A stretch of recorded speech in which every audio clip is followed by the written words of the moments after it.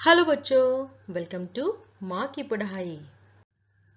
आज हम क्लास 5 हिंदी से जो 9th नंबर की कविता है सुमन एक उपवन के, इस कविता का हम line by line explanation with शब्दार्थ के साथ करेंगे।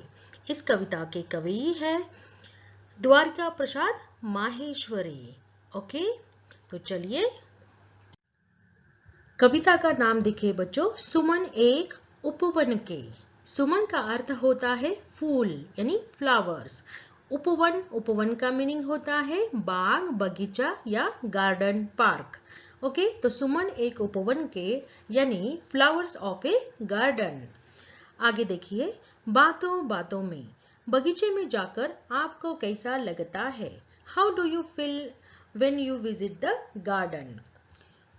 तो बगीचे में मैं जब जाती हूँ मुझे तो बहुत खुशी होती है। आपको कैसा लगता है? आगे देखिए, आपको क्या क्या देखकर खुशी होती है बगीचे में? तो what make you happy to see in the garden? तो मुझे पेड़ पौधे और जो रंग बिरंगी फूल है, फ्लावर्स है, कलरफुल कलरफुल फ्लावर्स, वह देखकर मुझे बहुत खुशी होती है जब मैं गार्डन में जाती हूँ। उसके ऊपर जो तितलियां मंडराती है यानी बटरफ्लाईज जो उसके ऊपर उड़ती रहती है, उसको देखकर भी मुझे बहुत खुशी होती है।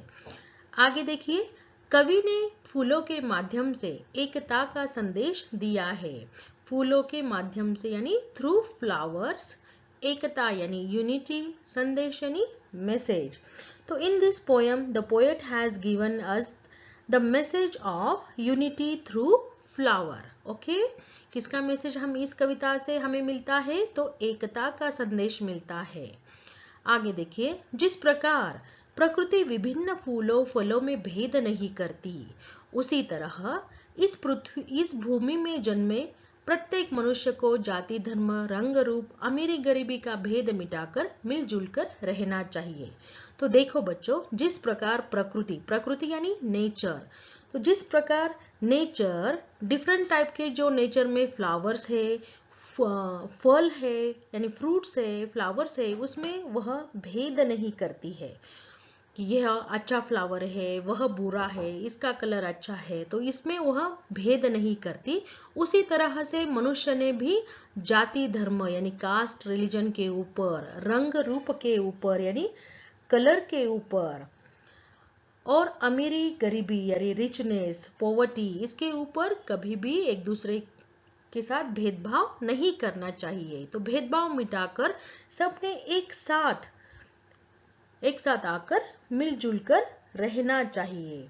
तो यही संदेश इस कविता में हमें दिया गया है। तो चलिए अभी हम कविता पढ़ते हैं।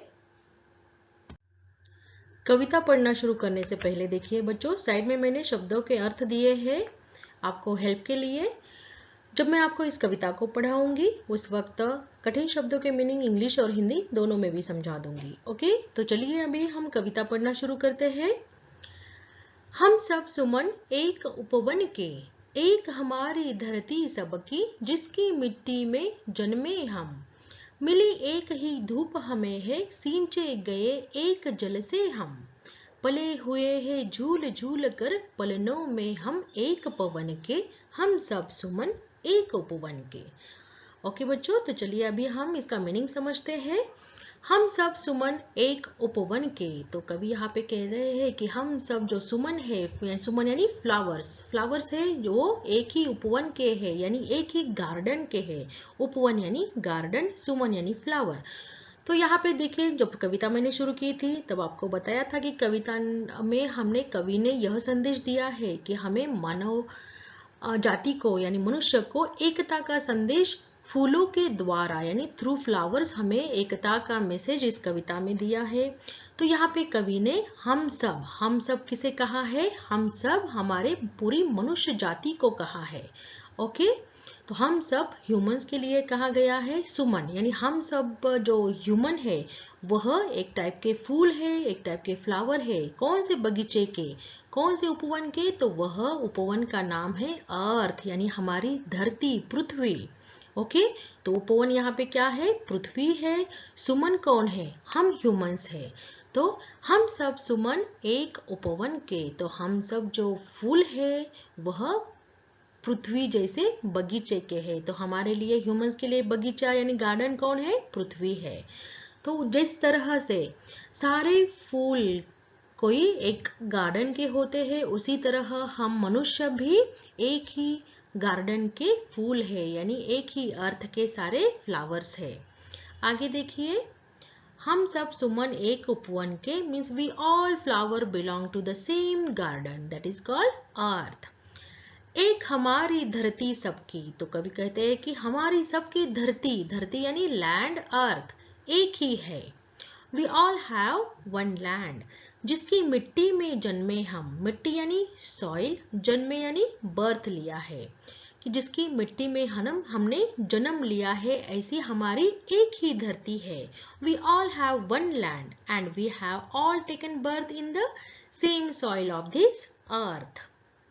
मिली एक ही धूप हमें है, तो कवि कहते हैं कि हम सबको एक ही धूप मिलती है। तो वह धूप कहाँ से मिलती है? धूप यानी सनलाइट कहाँ से मिलती है?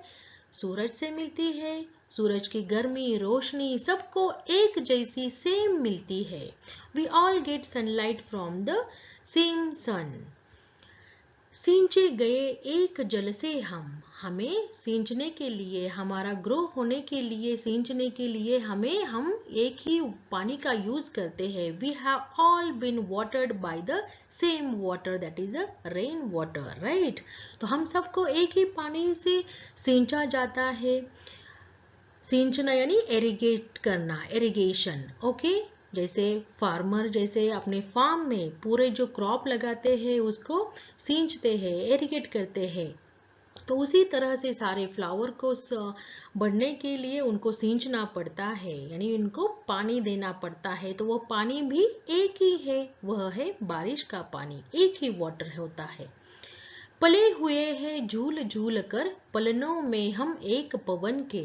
तो कवि देखिए आगे कितने अच्छे से कह रहे हैं कि हम झूल झूल कर पवन के पलनों में पले हुए हैं। पले हुए यानी हमारा पालन पोषण हुआ है किसमें? पवन के पलनों में। तो यहाँ पे क्वेश्चन बन सकता है बच्चों, यहाँ पे क्वेश्चन बनता ही है कि फूल किसके पलने में झूल झूल कर बड़े होते हैं? तो फूल पवन के पलनों में झूल झूल कर बड़े होते हैं। पवन यानी क्या? विंड, हवा। तो जैसी हवा बहती है वैसे फूल भी यानी सुमन भी उस हवा के ताल पर डोलते रहते हैं और बढ़ते रहते हैं। तो मानो जैसे वो झूल रहे हैं पलनों में, किसके? पवन के यानी हवा के। We have all grown up swinging in the wings of the same wind.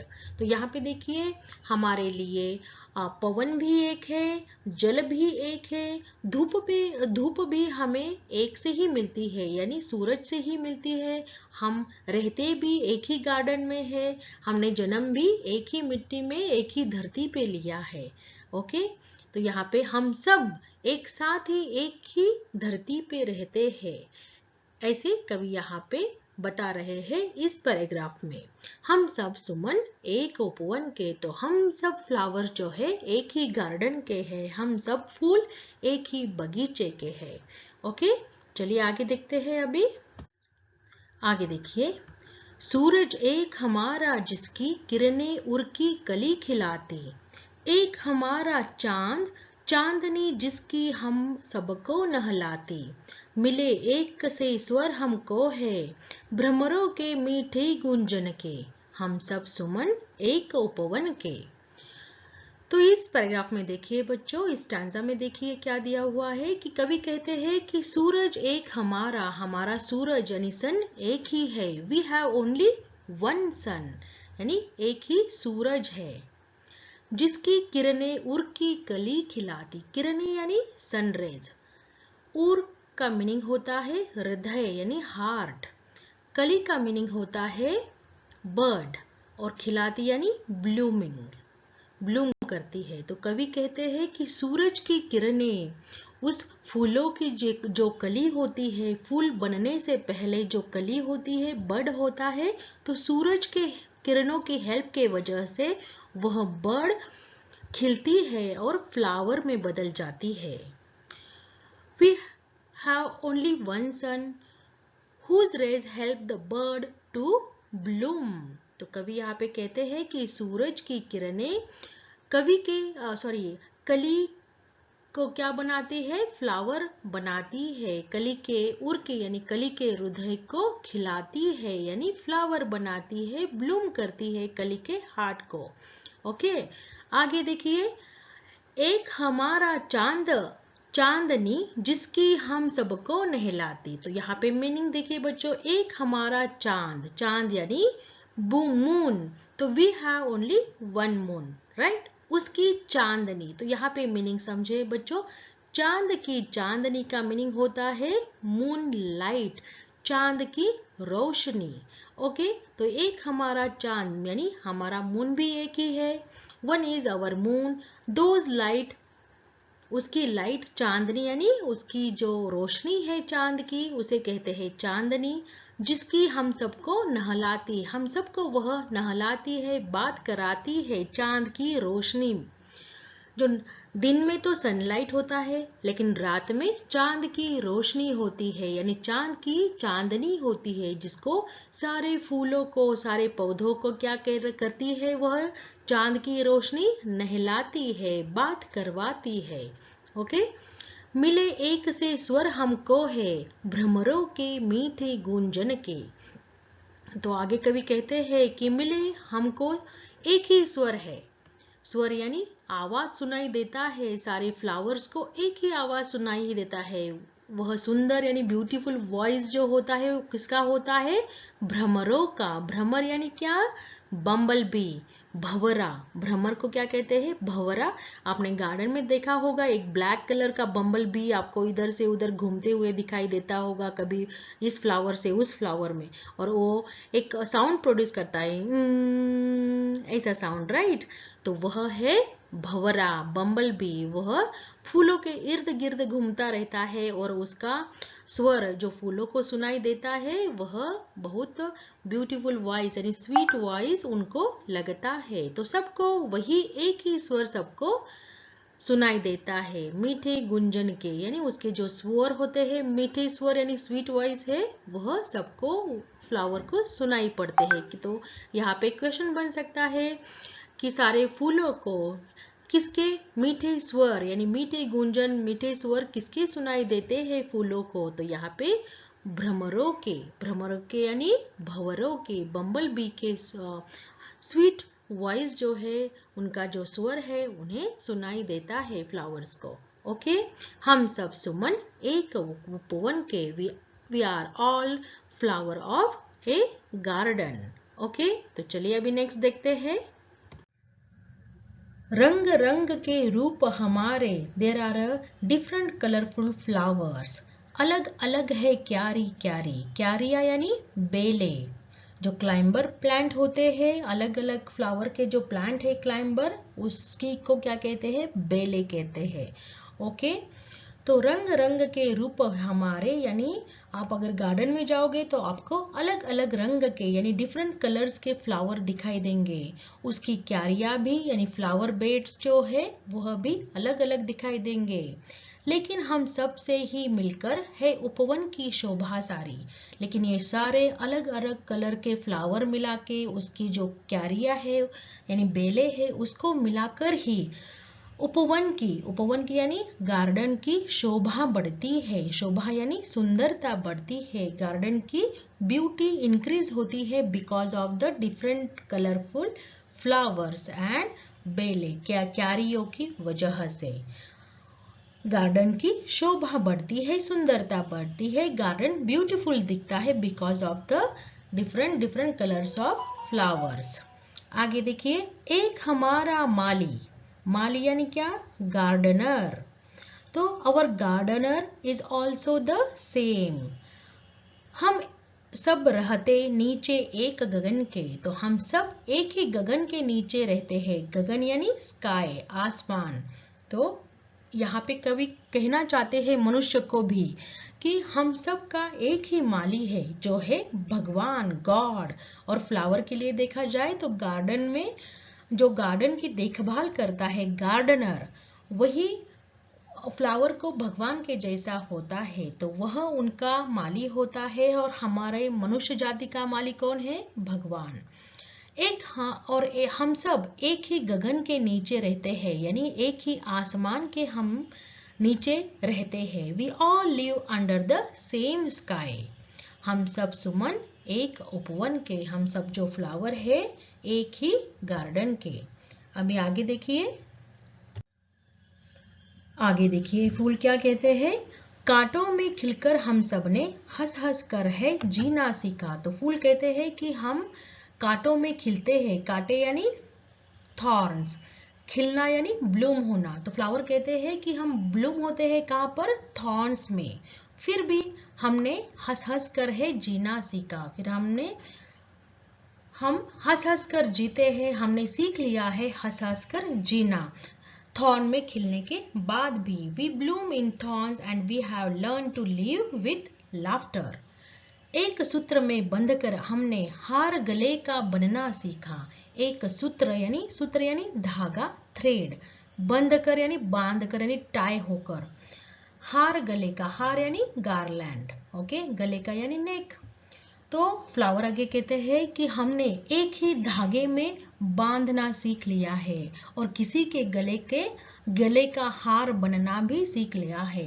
तो हम देखिए एक अलग अलग कलर के फूल को एक ही थ्रेड में बांधते हैं, राइट, धागे में बांधते हैं, और भगवान के गले में उस फ्लावर की माला को यानी फ्लावर गार्लैंड को चढ़ाते हैं। तो यहाँ पे फूल कहते हैं कि हमने किसी के गले का हार बनना भी सीख लिया है। हम एक थ्रेड में भी सारे फूल बंध जाते हैं, टाई हो जाते हैं, और किसी और के गले का हार भी बन जाते हैं। सबके, यहाँ पे न नहीं है बच्चों, ब है, देखिए, ओके। सबके लिए सुगंध हमारी, सुगंध यानी फ्रेग्रेंस, खुशबू। तो फूल कहते हैं कि हमारी जो सुगंध है, जो फ्रेग्रेंस है, वह सबके लिए सेम है, इक्वल देते हैं। हम सबको खुशबू, हमारी फूल की जो खुशबू है वह खुशबू हम सबके लिए एक जैसे ही देते हैं। हम किसी में भेदभाव नहीं करते हैं, सबके लिए हमारी खुशबू एक समान है। The fragrance of our flower is for everyone. हम श्रृंगार धनी निर्धन के, तो हम श्रृंगार करते हैं, साज सजावट करते हैं, जो लोग अमीर होते हैं और जो गरीब होते हैं। तो हम दोनों की भी साज सजावट करते हैं, मेकअप करते हैं, श्रृंगार करते हैं। धनी हो या निर्धन हो, यानी अमीर हो या पुअर हो, हम उसमें भेदभाव नहीं करते हैं कि कौन ऊंचे जात का है, कौन नीचा जात का है, कौन अमीर है, कौन गरीब है। हम बिल्कुल उसमें भेदभाव नहीं करते हैं। हम सबका श्रृंगार करते हैं, सबकी सजावट, आभूषण के तौर पे सजावट करते हैं, मेकअप करते हैं। सबके लिए हम यूज आते हैं, किसी में भी हम भेदभाव नहीं करते हैं। हम सब सुमन एक उपवन के। तो हम सब फ्लावर है, all of us flower belong to the same garden, okay. तो इसी के साथ यह कविता यहाँ पर खत्म हो जाती है बच्चों। इसके लेखक है द्वारिका प्रसाद माहेश्वरी।